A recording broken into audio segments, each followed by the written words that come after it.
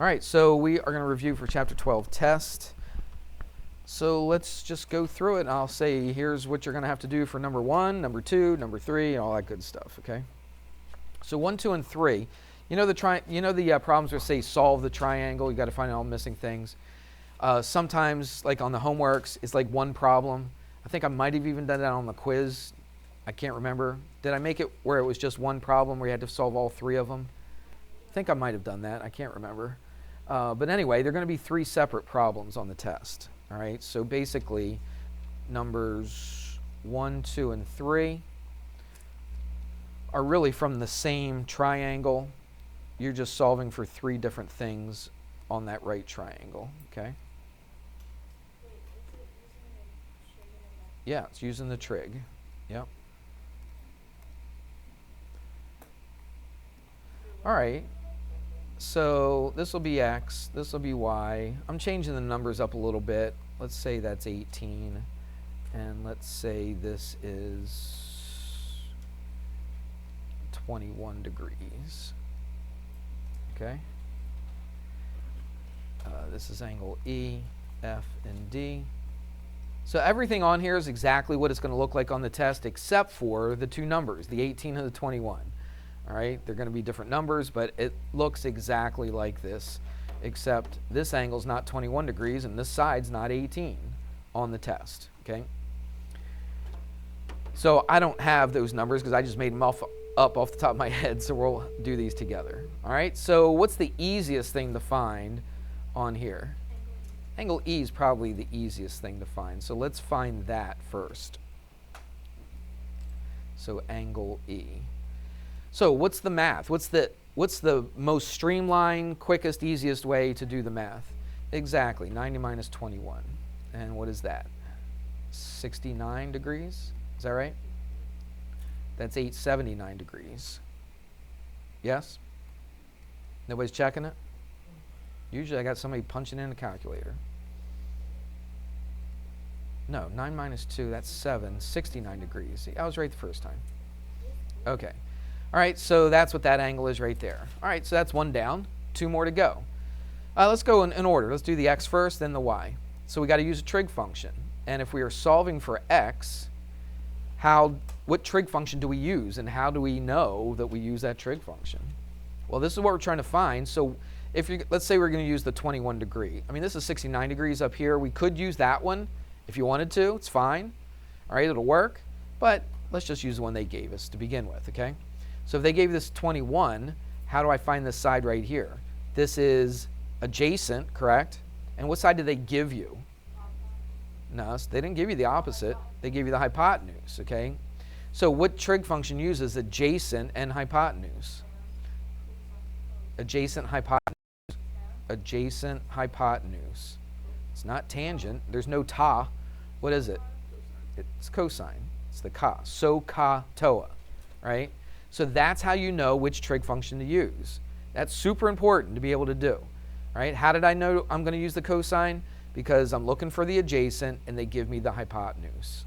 Right? That's what they give me, and that's what they give me one of them and they ask for the other one. So which trig function goes with adjacent and hypotenuse? The cosine does. The cosine of what? Well, the cosine of the angle that we're talking about. I'm talking about the 21 degrees, so it's the cosine of 21 degrees is equal to adjacent over hypotenuse. Which one would we say was adjacent? That's x. And of course the hypotenuse is 18. Math is pretty simple here because that x is on the top. Multiply both sides by 18. And then you just plug that into a calculator. Let's bring up the calculator. If anybody happens to be watching this, you probably won't see the calculator. All right, on mine, make sure you change it 2 degrees. Yours probably, unless you change the batteries or something, it probably will already be in degrees, but just make sure it is. On this calculator, every time I shut it down, it's like I took the batteries out, okay? And I always got to change it to 2 degrees every single time. So now I'm ready to use the calculator. So it's going to be 18, cosine of 21, cosine 21, close parentheses, and there you go, 16.8. We're going to round these to the nearest tenth. I think all of these, I'm looking, yep, Every one of these you're going to round to the nearest tenth, okay? So this would be what? 16 point what? 8, right, because that 0 does not round it up. So x is 16.8. Technically, it's approximately equal to 16.8. It's not exactly, as you see, but we rounded it. I'll just put equals. It's fine. All right, so that's what x is. Now let's solve for y. Now, I would not use the 16.8 for x. I wouldn't use that, okay? Again, keep the numbers that they originally give you. That's what I would use. Then you're going to be consistent. If you did use this, it might round to the exact number that it's supposed to, but I'm going to do it like this. So I've got this. I got to solve for y this time. So if I want to solve for y, what is y to that 21 degrees? It's opposite. And then what number did they give me? 18. So I've got opposite and I've got hypotenuse. Which trig function uses opposite and hypotenuse? It's the sine, right? So, ka, toa. So that's how we know to use the sine. Does that make sense? All right. So now we take the sine. Of what angle? Of the 21. That's the one I'm going to use. All right, so I'm going to use the sine of 21 degrees is equal to opposite, which is y, over the hypotenuse, which is 18. Math is exactly the same. Just multiply both sides by 18. Now, instead of putting the cosine of 21, we're putting the sine of 21. And that's going to give me what this value is right there. So let's do that. Let's go 18 sine of 21. That gives me 6 point, what are we going to do here?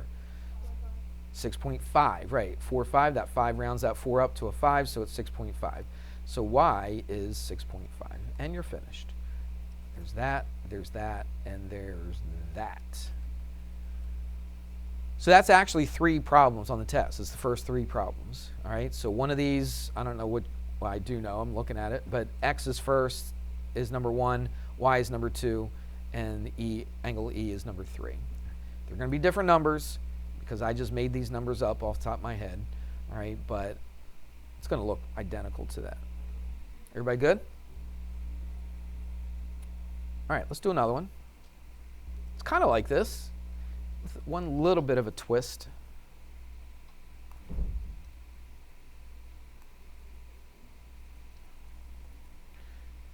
All right, so there's our triangle. Again, we're only doing right triangles, correct?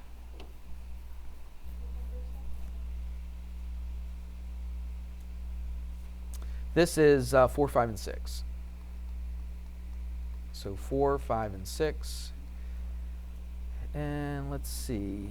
They say this side is 9. This side is B. This angle, I'll make one up again. Oops. We'll call it 53 degrees. They tell you that angle right there. They tell you this is C.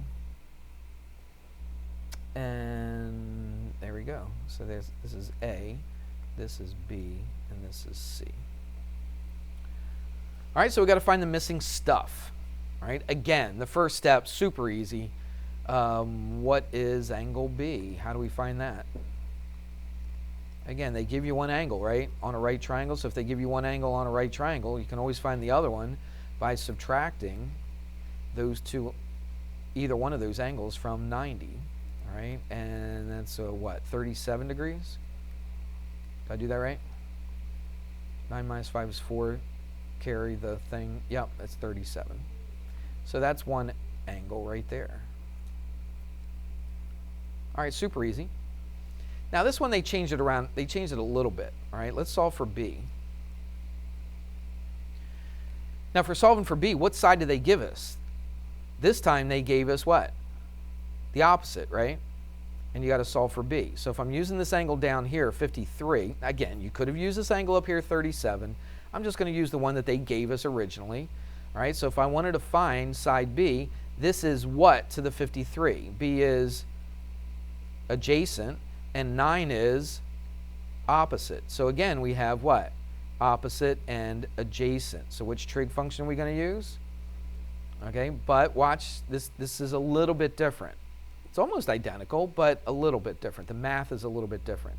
So we're going to take the tangent. Take the tangent of that angle, 53 degrees, is equal to the opposite over the adjacent. Which one's opposite? 9. Which one's adjacent? B. See the difference between this one and the last problem we did? On the last problem we did, our variable was on the top. So what do we have to do? We just had to get rid of the bottom one, right? So you just multiply both sides by 18. On this one, where's the variable? It's on, no, the variable's not on top. Variable's on the bottom. All right, so we got to do two things in order to get b by itself. First of all, we want it on top, don't we? So how am I going to get that one on top? Well, I'm going to multiply by b, correct? If I do that to the right side, I got to do it to the left side, so I multiply that side. So this and this cancel. Now I have to get rid of the tangent of 53. How do I get rid of a tangent of 53? Say it again. Do the inverse. Well, actually, no. I'm sorry. We're not going to do the inverse. You're going to divide it. I mean, that's the inverse of multiplication, but we're not going to take the inverse tangent. We're just going to divide it. Remember, the tangent of 53 is just a number. If I put that in the calculator, I just get some number. All right. So I can divide it then. All right. So I divide this by tangent of 53, and I'll tell you what. I'm going to clean this up just a little bit because I got a 9 over here, don't I? So what am I going to do to the other side? Divide that by the tangent of 53. What happens here? They cancel out. I'm left with b is equal to, and now I just take this and throw it into the calculator. So let's do that. How do I do that? It's pretty easy. 9 divided by tangent of 53. Super straightforward. If you have a calculator like this, it's very straightforward. Hit enter and you get 6 point what? 8. So that 8 rounds that 7 up. Now if you had a calculator like my scientific calculator, mine's on my phone, but I also have another, I got like a TI 30 something, 36 I think because it's solar. But if you have a TI 30, TI 30 Mark II, I don't know, whatever they call them. But if you have one with just one line, do you see that one line up there? See all the numbers you put in? There's only one line, there's not two. Usually, because I don't know every single model of every single calculator that's ever been made, but normally if you just have one line of data up here, then you would not put the numbers in like you did here.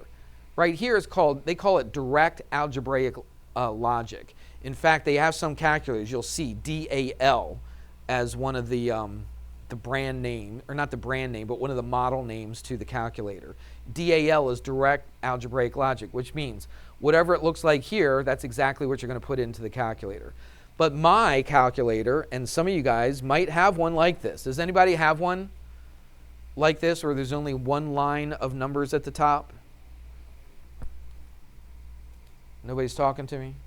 You have one? There's only one line of numbers? Okay, so here's what you would do. And make sure you practice this. It's very important. You would put 9 divided by, and then instead of hitting tangent of 53, what do you think you're going to do?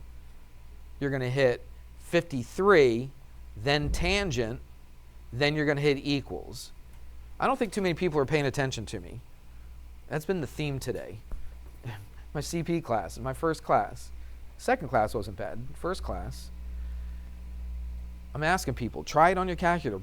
Pull out your calculator by just staring at me. Not doing anything. Not even reaching for their calculator. When I know it's in their book bag, but they just aren't trying. If you have a calculator that is not like a scientific calculator, you got to make sure you practice this and make sure you're getting the right number. All right? So you would hit 9 divided by 53 first, then tangent, then you hit the equals, and it should still give you 6.8. You just get it a little bit differently. I've been harping about that the last 2 or 3 days. I'm getting tired of talking about it, so I'll move on. All right, so that's side B. How do we solve for C? Well, C is a hypotenuse. Again, the 9, what's the 9? That's opposite this angle right here. So I've got opposite and I've got hypotenuse. We've already done this once today. What's the trig function for opposite and hypotenuse? It's the sine, right? So, right? So it's the sine of the angle which is 53, is equal to the opposite. What's the opposite of 53? 9 over the hypotenuse. The hypotenuse is C. Now look over here. How did you get B by itself? Really, watch a quick little easy way to do it. I did all the math. I showed you all the steps right here, but this is super easy. If I want to get C by itself, in your mind, I'm thinking, okay, C is going to come over here. Sine of 53 is going to go on the bottom. So you should be able to look at this and just set it up without writing all those steps down over here. Can you? Look, C goes on the top, sine of 53 goes on the bottom, so it's 9 divided by the sine of 53. Right? Once you do those, a few of those, then it gets pretty simple to do. I always say it's a little bit harder, but it's not much at all. Okay? You just have to do two things. Put the C on top, put the sine of 53 on the bottom. Now you can plug that into your calculator, and you get 9 divided by sine of 53. Again, please make sure you're practicing this. I really wish I saw more people with a calculator in front of them punching it in right now, but not everybody is. So what do you got? 11.26. That 6 makes that go to a 3, so C is 11.3. There's your C, there's your B, there's your angle B, and that's what they ask for numbers 4, 5, and 6. They will not be these answers, I promise you. They're different numbers, all right? But the style of problem is exactly the same. Learn how to do them. Don't just memorize the answers, obviously. Okay, let's do another one.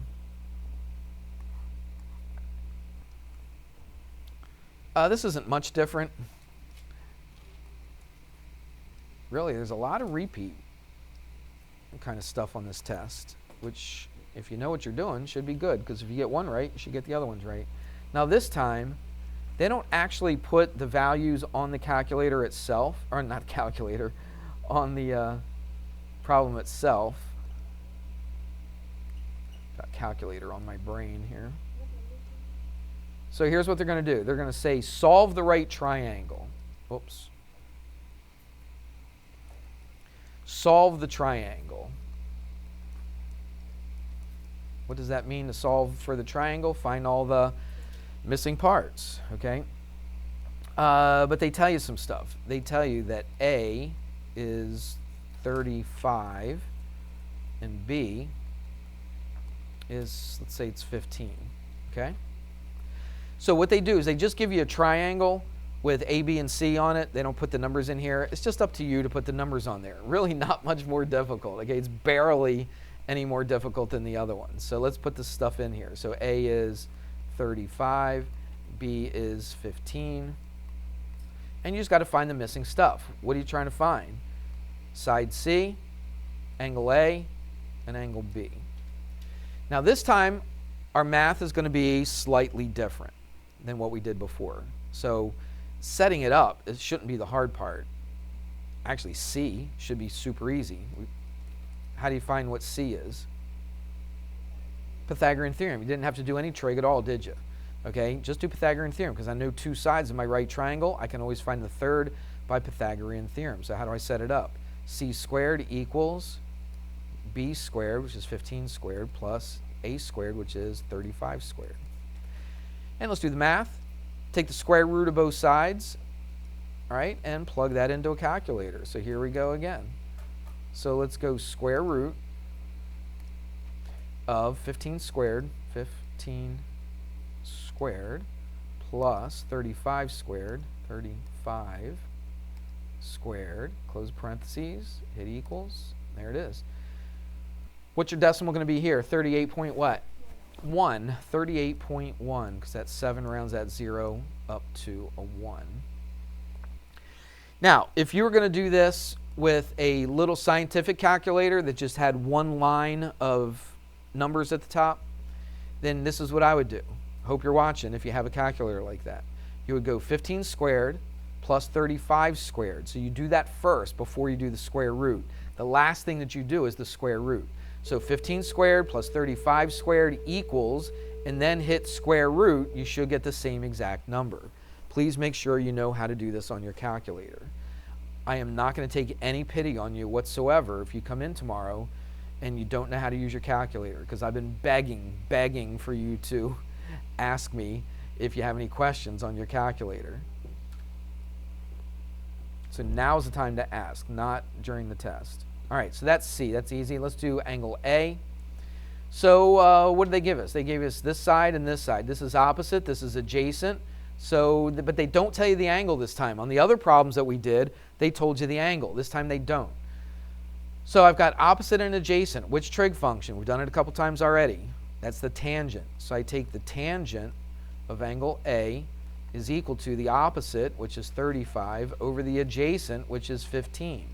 Now we got to solve for A. This is a little different, so I hope you're watching, because we haven't done this as much as we've done the other stuff. If I want to solve for A, I have to get rid of the tangent. Somebody said it earlier on. How do I get rid of just a tangent? I take the inverse of it. That's right. So if I take the inverse of this tangent, the inverse tangent of a tangent, it's going to cancel out. So I'm left with A. Now I also got to take the inverse tangent of the other side. Do you remember how we do inverse tangent? Put tangent to the negative first, and then you put this number in, 35 over 15. And now you put that in the calculator. How do you do this? You hit inverse tangent first. Inverse is second function tangent. And look, even in this calculator, it puts tangent to the negative first of 35 divided by 15. And there you go, 66.8. What is the 66.8? It's an angle, isn't it? So it's equal to 66.8 what? Degrees, because we're finding an angle. When you take the inverse tangent of a fraction, you're finding out how many degrees it is. All right, it's very important that you understand that. So this angle right here is 66.8 degrees. Now I could find angle B very simply. I could use a trig function if I wanted to, but I could do it a little bit easier. Look, I got a 90 and I got a 66.8. How do I find angle B? That's it. We've done it. This is our third time today doing that. I think third time. 90 minus what? 66.8. And that's what? 23.2. Is that right? Whoops. So that's 23.2 degrees, and that's angle B. There we go. We found them all three, didn't we? We got C, we got angle A, we got angle B. Should have put a little angle symbol right there. And that's solving the triangle. So that would be 7, 8, and 9. Yep. 7, 8, and 9. Okay? We're almost halfway through, aren't we?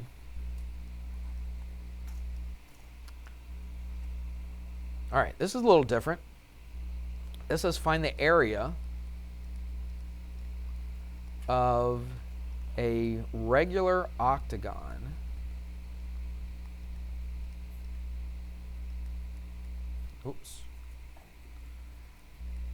octagon. Do you remember our formula for a regular polygon?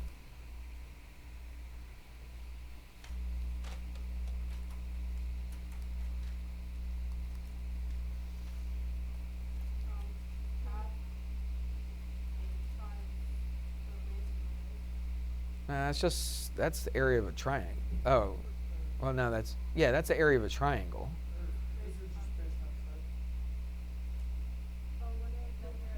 Let's draw it out and see. Now, you don't have to draw it, but I'm going to just, what's that, 8? Yep, there we go. Look in your notes. You should have somewhere in your notes where it says find the area of a regular polygon. You might have a hexagon in there, you might have an octagon, you might have a pentagon. Didn't we do this on a quiz? We didn't?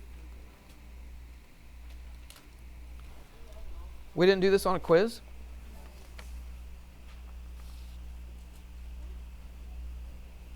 Thought for sure we did.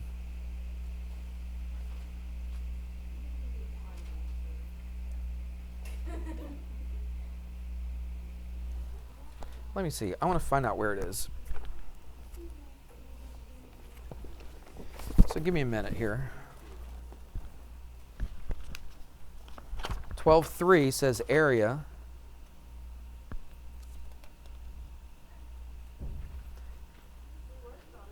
Yeah, there's let's see. There's not necessarily like a straight up formula.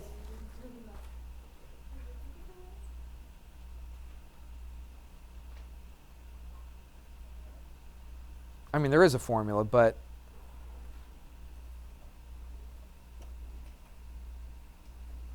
yeah, here we go.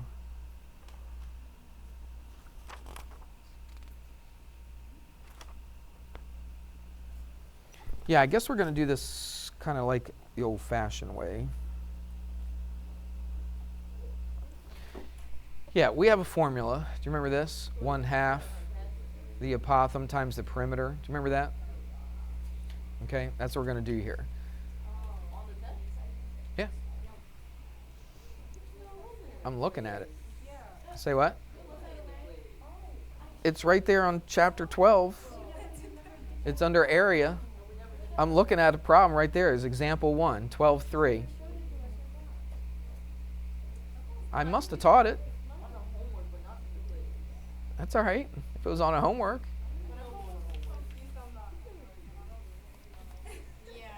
Oh, I'm going over it now, though, aren't I?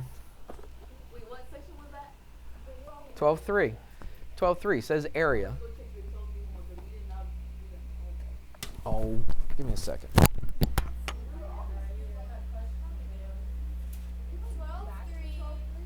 Why is everybody whining? Because I'm doing it right now for you. I'm showing you how to do it right now.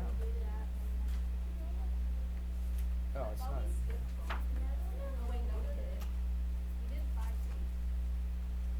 see. We did 12:3, right? Yeah, we did 12:3. Let me see.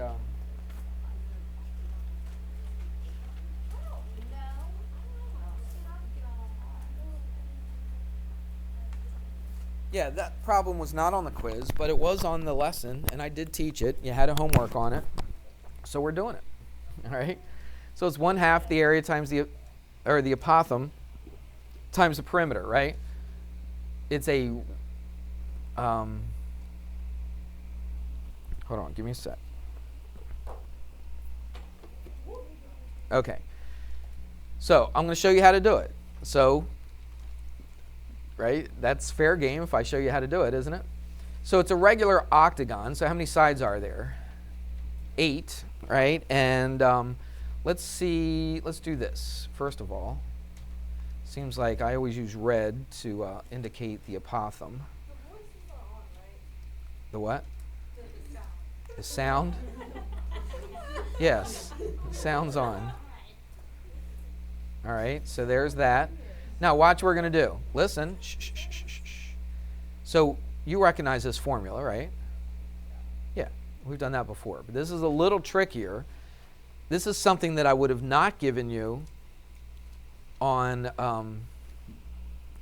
when we first learned 1/2 the apothem times the perimeter. Because normally they would tell you what the perimeter was, or what one of the sides was equal to. All right, but they don't on this. So what do we need to do? We need to find that height, because that's the apothem. Would you agree? That red one right there is the apothem. So what can we find here? Let me ask you this. Here, let's do this in a different color. Make this a little easier for you. If you knew that, then could you find the perimeter of it? Yeah, because then that would tell you the whole side. How would you find the whole side if you knew that yellow part? Yeah, just multiply by 2, and then multiply it by what to find the perimeter? Times 8. Okay, everybody with me on that? Okay. And then if I can find the apothem, then I got the perimeter and I got the apothem. So watch very carefully. I can find this little angle right here. How do I find that little angle? Well, I find first this big angle. And can you find that big angle? Yeah. It's what? 360 divided by 8. And what is that? You got a calculator right in front of you. Come on. Why do you make me pull out the calculator? You got it sitting right in front of you. You're starting to get me a little upset here because you can't pick up a calculator and punch in a couple numbers for me while I'm trying to do all the work. 45 degrees. So that's 45 degrees. What's this little tiny angle right there going to be then? It's 22.5 degrees. That's half of 45. Okay? Everybody with me? Give me a second. I'm thinking about it myself.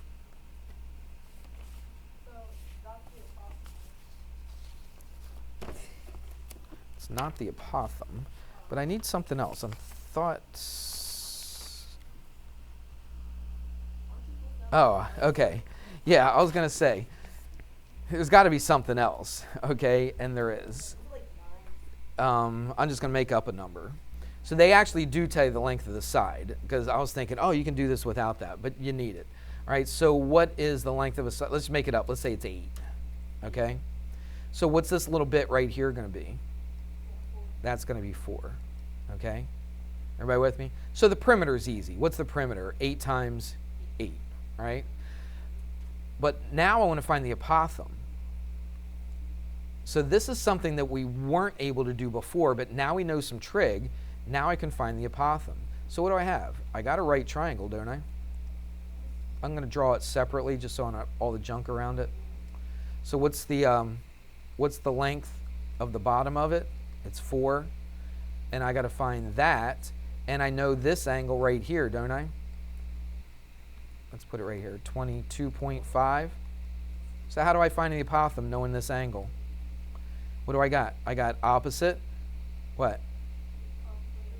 Over adjacent, which is what? What trig function? TOA, tangent. Let's not say TOA, let's say tangent. So it's the tangent of what? 22.5 is equal to opposite over adjacent. So it's 4 over A. Multiply both sides by A, and then divide by the tangent of 22.5. So A equals 4 divided by, see, we've done this already. This is not anything new. I mean, the whole area thing's new, but really, the area shouldn't be that big of a deal. Finding that 22.5, you had to know a little bit about that, how to find that big angle, then this is half of that big angle. And then you plug that into your calculator. So you get 4 divided by tangent of 22.5. Tangent 22.5. And the apothum is about 9.7? We'll round it to 1 decimal place. So the apothum is 9.7. So really, we're pretty much done as far as the hard stuff, right? How do I find the area? Thought I changed that to a different color. Hold on. Let me change this to back to white. Okay. So what's the area? It's 1/2. The apothum, I just found it. What is it? 9.7 times the perimeter. Well, it's 8 times 8, right? You understand that? One side is 8. There's 8 sides, so 8 times 8. And then plug that in your calculator, and it's whatever you get. What's that? 64. Half of 64 is what? 32? So it's just 32 times 9.7. Is that correct? 310.4. There's your area. Right there. Okay? Whew, I'm running low on time.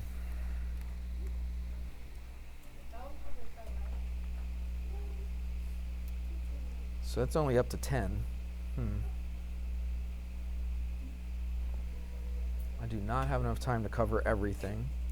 I will tell you this.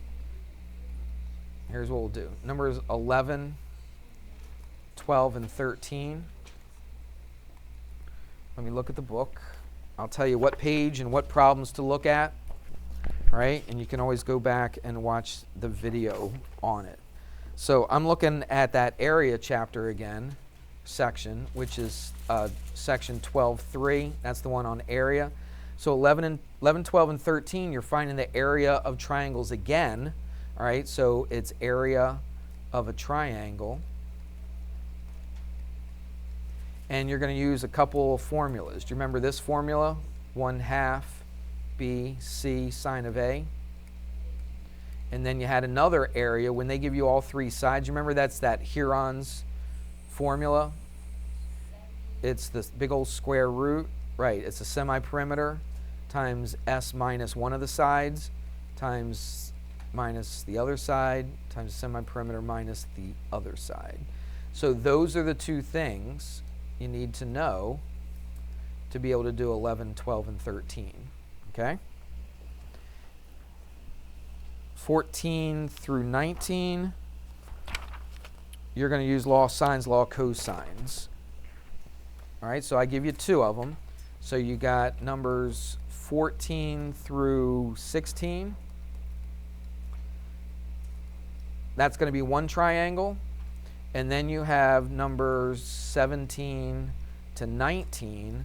That's going to be another triangle. And this is going to be the law of sines and cosines. You'll probably use a combination of each of them and for both of these.